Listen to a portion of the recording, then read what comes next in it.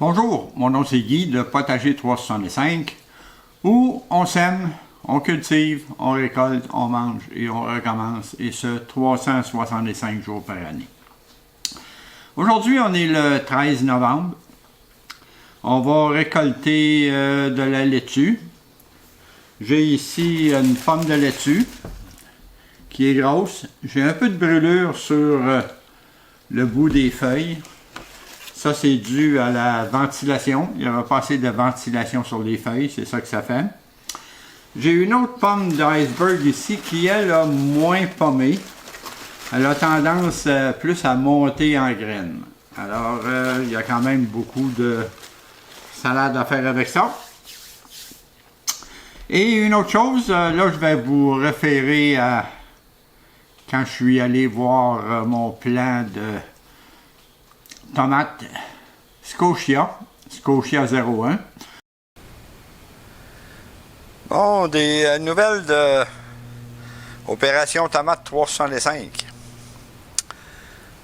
On va regarder ça.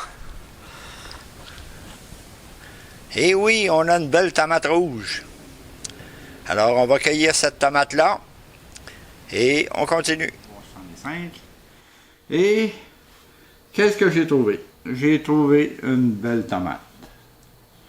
Une tomate de 76 grammes, 2,3 onces. Donc là, le plan avait été semé le 18 août. Et là, ben là, j'ai pas fait le calcul encore, mais je vais faire le calcul à savoir du semis à la récolte de la première tomate, combien ça prend de temps. Ça va faire une bonne référence quand même là, pour notre projet. Là, il reste juste la visite du jardin intérieur et extérieur. Quoique à l'extérieur, il ne reste plus grand-chose. Alors, on se met à pied d'œuvre et on part la visite. On part la visite. Bon, on a ici de la laitue en feuilles, alors on ne manquera pas de laitue pour un bout de temps. Et puis, c'est ce que je vais continuer à faire, de la laitue en feuilles et peut-être de la Boston. Mais l'iceberg, je pense qu'on va arrêter ça. Là, ici, pour ça, on a nos plants de Scotia. Scotia 02, c'est-à-dire la deuxième partie du projet Opération Tomate 365. Là, ici, on a 3 plants. On va regarder, voir qu'est-ce qu'on fait avec ça. 3 plants, là. On a besoin de juste un. On a le plus petit ici. On va le couper. Et il en reste 2. Bon, on va peut-être attendre encore un peu là, pour décider lequel. Non, je pense qu'il y en a un là, qui est décidément plus grand que l'autre. Alors, on va enlever celui-là. Un changement qu'on a fait. J'ai vu une vidéo sur YouTube. Et puis, le gars, au lieu de mettre du sable pour ne pas avoir de petites mouches, il mettait de la perlite. Alors, j'ai décidé d'essayer ça, parce que j'ai trouvé que c'était pas mal plus beau que du sable. Ça reflète plus la lumière aussi. Alors, j'ai décidé d'essayer ça. Alors, ici, on a la basilic à feuilles de laitue, qui est pour mon fils et sa femme. On a un Monkey Puzzle Tree et un autre Monkey Puzzle Tree. Et ici, on a notre plan de Red Robin qu'on a parti. Il n'est pas très gros, il est difficile à voir, là, mais il est là. Il y en a un qui est élevé jusqu'ici, on en a mis 3. On va voir s'il y en a d'autres qui lèvent. On lui remet son chapeau. Et on avait aussi parti des piments. Des piments Cornissimo. D'accord, là, on voit que les 3 semblent avoir germé. Il reste juste à lever la tête. Et ensuite, on va les transférer dans du coco. Alors pour tout de suite, on laisse ça comme ça. Et on va aller à l'étage inférieur, où est-ce qu'on a notre plan de tomate Scotia 01, c'est-à-dire le premier de la série. Il y a quand même plusieurs belles tomates.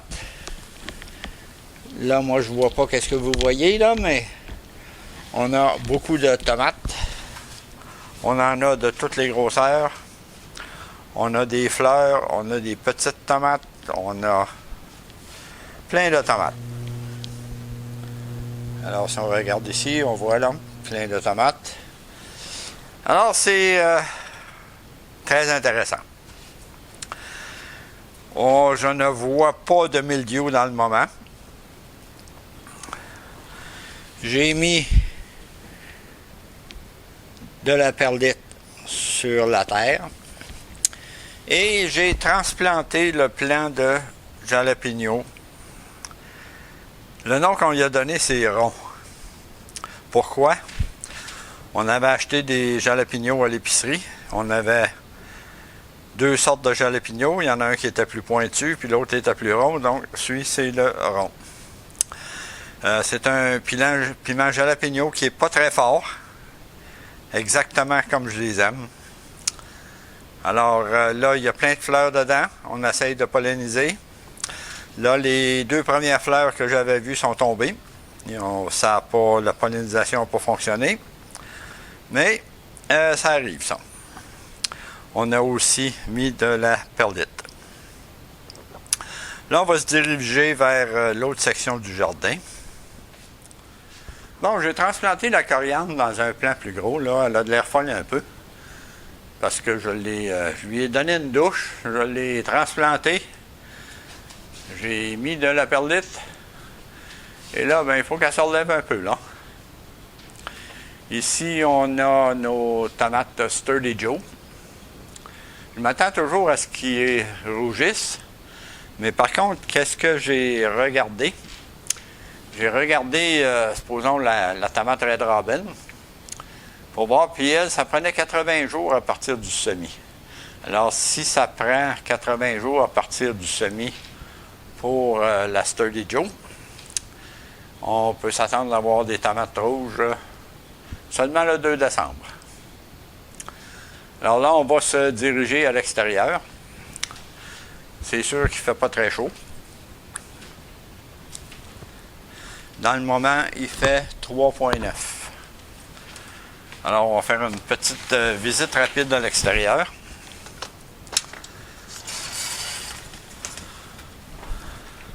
On a nos figuiers. Alors, lui, il ne reste plus de feuilles dedans. Lui, j'ai enlevé les feuilles qui avaient commencé à sécher. Mais lui, je l'avais rentré une nuit qui avait fait plus froid. Alors peut-être que il n'a pas accepté encore de tomber en dormance. On a ici notre figuier nain. Lui a encore des feuilles dedans. Là, il annonce une coupe de nuit, là, moins 3, moins 4. Alors pour moi, ça va être la fin des figuiers. Alors c'est tout pour la visite du jardin. Si vous avez aimé, donnez-moi un coup de pouce, enregistrez-vous à ma chaîne, sonnez la cloche pour être avisé des nouveaux vidéos et on se revoit à la prochaine vidéo. Merci d'avoir été là.